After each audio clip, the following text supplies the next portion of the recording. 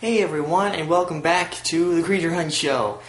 I'm your host, Creature Hunt Guy, and today Wait a minute. Today's not Friday. There's still one more day of Hell on Earth left. What's going on? A review on Thursday? What skullduggery is this? Yes, well, you see, because I will be indisposed of, let's say, on Friday, I will not be able to bring you my regular review. So I'll have to do it today. Oops. But anyway, I hope you don't mind, because today I've got a very special treat for you, something I haven't done in a long time, and I've been wanting to do this for a while now, and it is, of course, a Godzilla review of none other than Godzilla 2004. Oh, yes. Godzilla 2004. What can I say about him? Well, he's just awesome.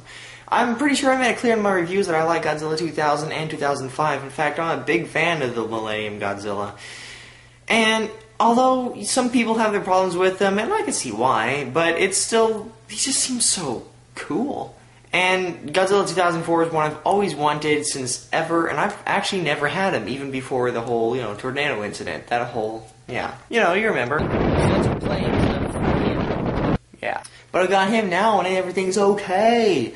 So let's take a look at this guy, and, well, now before we get started with the figure itself, let's go ahead and look at this tag, which is your standard tag for a standard figure.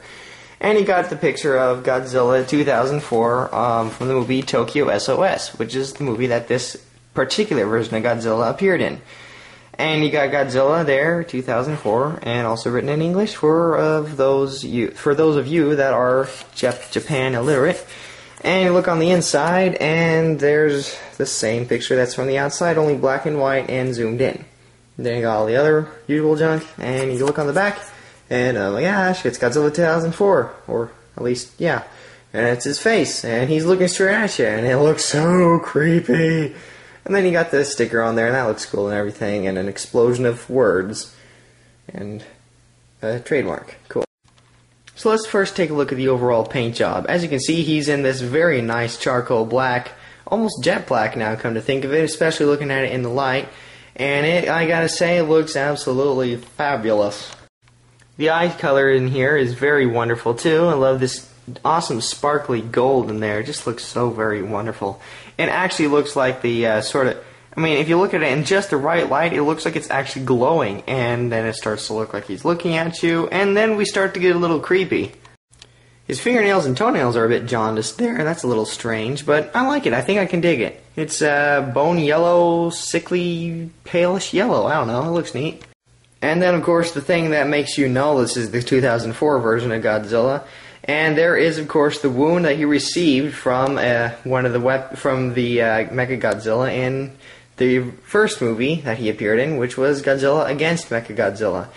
And he came back the next year in the movie Tokyo SOS with this big old scar on his chest, which looks totally bad. The head overall looks really nice, and the paint job just works absolutely wonderfully with the sculpting.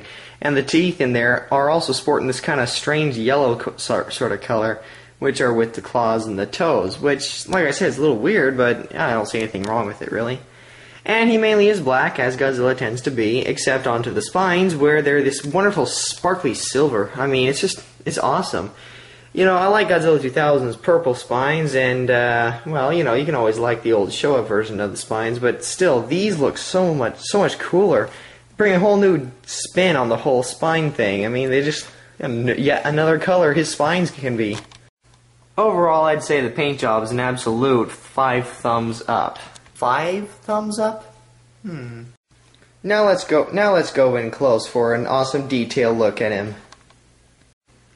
The sculpting on this guy is absolutely top ace, wonderfully great, awesome. I mean, it just looks great. The face is, of course, very expressive and very reminiscent of him in the movie Tokyo SOS. You got the wrinkles and the snarly skin, the snarl and the skin being all wrinkly, and the sort of triangular, thick-shaped head that he has. Then you got the square sort of scales on his neck down here and down to his chest. You got the wound, which, like I said, looks very bad. And he's also got the other different patterns of scales around here too. Onto his legs, he's got bigger scales, which, of course, turn down to his feet, and the feet, well, the feet look good. Good feet. Overall, he just strikes an awesome pose and an awesome silhouette. This is truly the 50th anniversary Godzilla. He looks absolutely spectacular. And the spines look pretty cool too. Like I said, sporting that awesome silver and being a very menacing sort of spiky, pointy look to him, and it just makes him look horrific. Which, in a good way though. Horrifically awesome. So the detail, yeah, 6 thumbs up. 6 thumbs up. Wow! Now I move on to the articulation segment where, yeah, as you can see, he's articulated. And I'll attempt to show that to you. As he can move his neck here like this, which is very cool.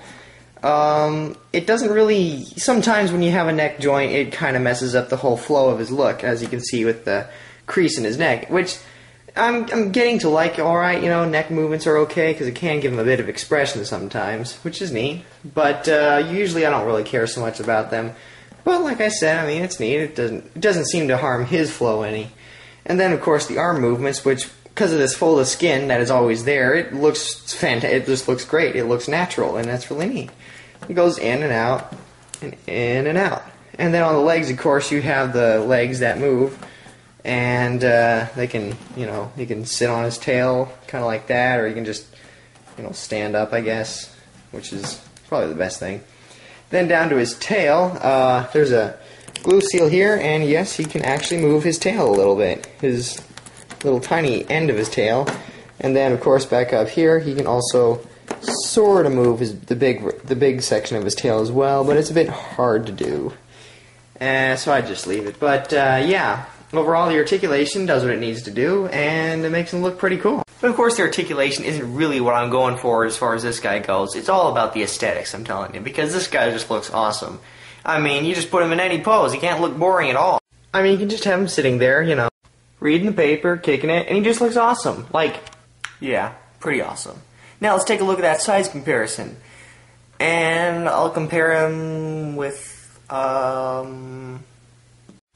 Okay, so here he is with your average Tyrannosaurus Rex toy, and as you can see, the T-Rex is actually quite a bit shorter than he is, and I suppose it's probably screen accurate, but I'm not sure, because Godzilla is actually pretty big compared to a regular T-Rex, and so, yeah, I mean, you know, there you go, because you can have him, you know, be in the same screenshot, because, you know, that happens all the time in Godzilla movies, right?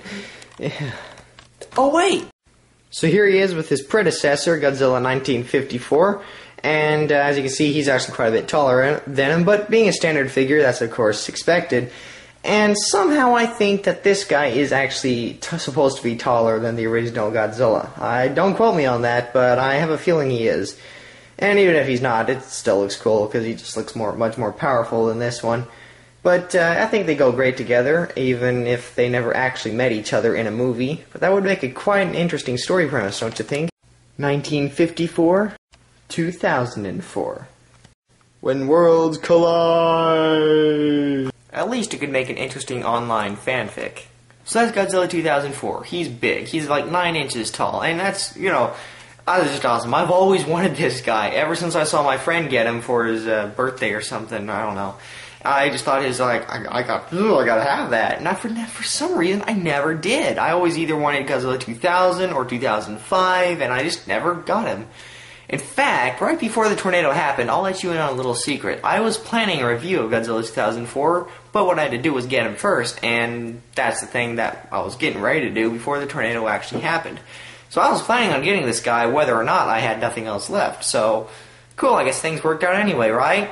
But yeah, I mean, like I said, I love Godzilla. I love most of the Godzilla versions out there, especially the Millennium ones. I love all the Millennium Godzillas. But this one in particular I really do like, because I like the movies that he's in. They're actually kind of interesting. You know, they got a little bit of continuity in there, which I love continuity between movies especially. But yeah, just he looks great. He is great, and for some reason he's not quite that expensive comparatively speaking. Now I got this one, for about, well, I can't remember now. It was about 40 something bucks, I think. But I actually saw one of them that was for $23, if you can believe that. And I'm not kidding. It was on eBay. You can go look for yourself. But they also have them on Clawmark Toys for pretty cheap, I think. And you can also look for him on Amazon. He's actually kind of not too hard to find either. As far as standard figures go, he's pretty easy to pick up, I think. So I'd say definitely go get him. He is definitely worth it, and he's cheaper probably than a lot of the movie Monster Series figures are right now. So is definitely, if you want a big figure, if you want a big Godzilla, that is good. Good, just Godzilla. If you want just a Godzilla to represent Godzilla in your collection, then you should get this one, because he's cheap and he's awesome. And it really is one of the better Godzilla figures out there, really, I think. So, yeah. Go and get him. He's Godzilla 2004, and he's awesome. So be looking forward to more Godzilla reviews in the future. They will be coming, well, I'd like to say they would be coming quicker than they have been, but maybe not. But until next time, which next week it will be Friday, do not worry, I will not surprise you again. Well, I hope I won't. But see you next week. This is the Creature Hunt Show, Creature Hunt Guy here, and Godzilla, saying adios from Oklahoma.